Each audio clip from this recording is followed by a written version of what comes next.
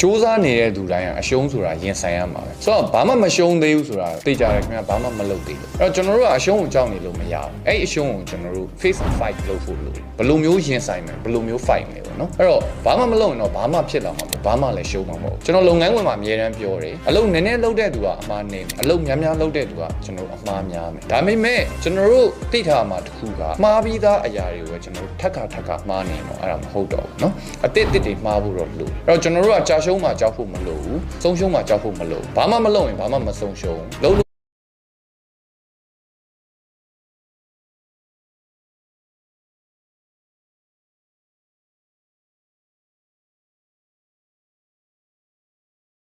စီးပွားရေးလုပ်ငန်းရှင်တယောက်ဖြစ်ဖို့လို့အရေးကြီးဆုံး scale က marketing နဲ့ sales ပဲ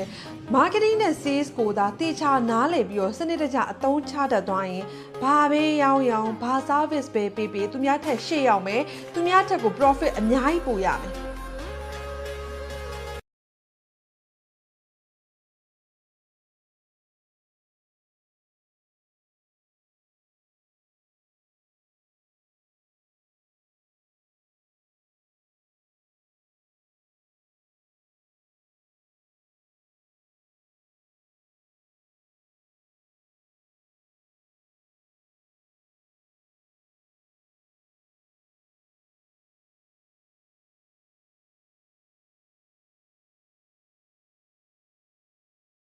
အောင်စီပိုင်စီနိုင်ရဲ့ပွဲပါဥရရဲ့ဆောင်ဥရရဲ့ဆောင်အောင်စီပိုင်စီနိုင်ရဲ့ပွဲပါဥရရဲ့ဆောင်ဥရ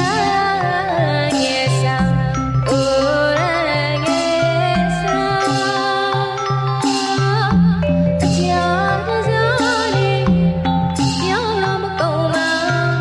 အကြောင်း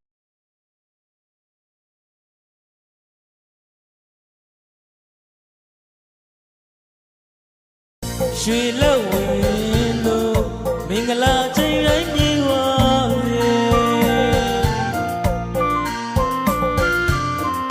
ရွှေငနကိစာသေးလာမတော်ဝေ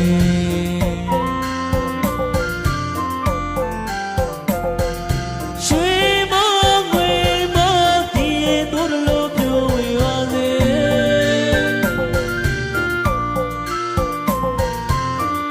မင်္ဂလာ